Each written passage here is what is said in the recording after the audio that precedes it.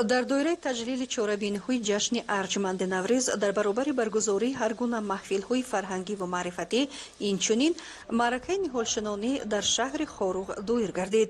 ҳадаф аз шинондани дарахту гулбуттаҳои ороишӣ ин пеш аз ҳама беҳтар намудани фазои экологӣ, беҳбуд бахшидани таровату зебогии маркази вилоят, ташкили хиёбону гулгаштҳо, ҷойҳои тамошобоб барои болидахотирии шаҳрвандон мебошад. Кормандони ҳукумати шаҳри Хоруғ арз доштанд ки маъракаи ниҳолшинонӣ дар тавҳамӣ бо корҳои ободониву созандагӣ пешвоз аз баҳори нозанин ва таҷаммули ҷашни Наврӯз ҳамасола дар шаҳри Хоруғ доир мегардад.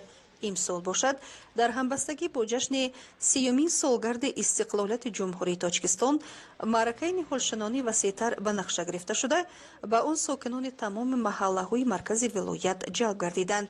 бо ин ҳадаф ҳар рӯзи шанбе ҳашар ва корҳои хорамгардонии маркази вилоят доир мегарданд.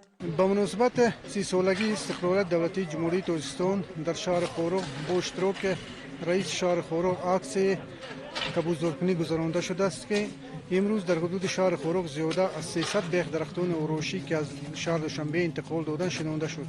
ҳар рӯза оид ба ин масъала дар шаҳри Хоруғ тозакунии гирд атрофи идораҳо ва кӯчаҳо паскӯчаҳо гузаронида шудааст ва то охири моҳи март дар ҳудуди шаҳри Хоруғ мувофиқи нақша 1500 бех дарахтони ороишӣ шинонда мешаванд. расул раҷабов раиси ҷамоати шаҳраки шириншоҳ Шоҳтемур қайд намуд ки шинонидани дарахт кори мушкил нест, вале мушкилии кор дар парваришу нигоҳубини он мебошад. аз ин рӯ дар баробари масъулини соҳа ҳамзамон сокинони ҷамоати шаҳраки шириншоҳ Шоҳтемур муваззаф карда шуданд ки сари вақт дар таъмин намудани дарахтон аз оби полезӣ ва нигоҳубини онҳо ки дар кӯчаҳои марказӣ шинонида шуданд саҳмгузорӣ намоянд. аз маҳаллаи тем, маҳаллаи фурудгоҳ ва дашти поён корҳои ободонӣ оғоз гардиданд ва чуноне ки ба ҳамагоҳ маълум аст, имрӯзҳо дар маҳаллаи фурудгоҳ ва дашти поён зиёда аз 200 бех дарахт шинонда шуданд ва инчунин дигар чароғонкунии маҳаллаи фурудгоҳ ва дашти поён имрӯз ба анҷом расид. ҳудуди маҳаллаи фурудгоҳ ки як макони валангор буд ва дар арафаи наврӯзи оламафрӯз бо супориши раиси шаҳри Хоруғ Мирзонобод Алишер имрӯз ба як макони зебо табдил ёфт. чорабинии дигаре ки дар самти ободониву хӯрамгардонии маркази вилояти мухтори Кӯҳистони Бадахшон доир шуда буд, ин аксияи дарахти ман буд ки дар он кормандони идораву корхонаҳои шаҳри Хоруғ иштироки фаъолона доштанд. баргузории аксияи дарахти ман имрӯзҳо дар сартосари мамлакат давом дорад ва дар доираи ин иқдом дар маркази вилоят 200 дарахти ҳамешасабз арча шинонида шуд. раиси шаҳри Хоруғ Алишер Мирзонобод Худобердӣ дар ин аксия иштирок намуда арз дошт ки номӯи арча ба муҳити экологӣ таъсири мусбӣ ва ба кӯчаҳои Хоруғ зебогии хосаро зам хоҳад намуд. ном бурда афзуд ки ниҳолшинонӣ яке аз амалҳои некӣ ҳаст ки аз аҷдодон ба мо мерос монда шуда баракату савлатро дар худ таҷассум дорад.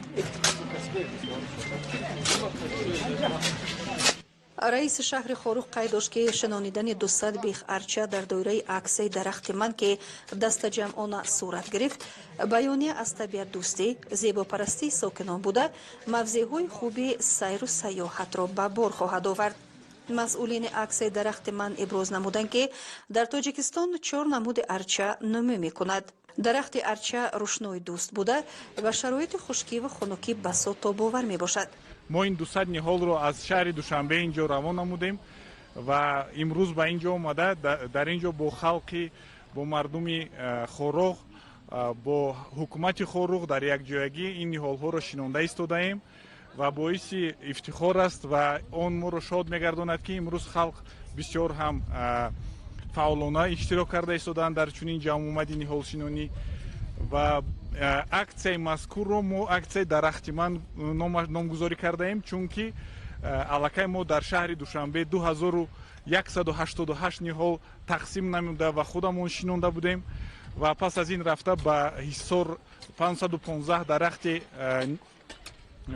мевадиҳанда шинондем ба шаҳри бохта рафта 300 дона ниҳол дар он ҷо шинондем. пас аз он ба шаҳри хуҷанд рафта 300 дарахти дигар дар он ҷо шинондем. мо ба вилояти мухтори кӯҳистони Бадахшон раҳсипор гардидем ва аввалан дар рӯзи якшанбе ҳамин гузашта, дар рӯзи 21 яъне рӯзи Наврӯз, мо дар дарвоз 150 ниҳол бо ҳамроҳии сокинон ва ҳукумат шинондем ва чихеле ки мебинед имрӯз мо омада дар шаҳри Хоруғ ҳам 200 дарахти ҳамешасабз шинонда истодаем. иттилоъ дода шуд ки шинонидани дарахти арча дар маркази вилоят идома дорад. Арча ба оилаҳои дарахтони сӯзанбарг дохил шуда, ҳамеша сабз буда, умри тӯлонӣ дошта, дорои хусусиятҳои шифобахшӣ мебошад. ин аст ки хоруғиён дӯстдори ин намуди дарахт мебошанд.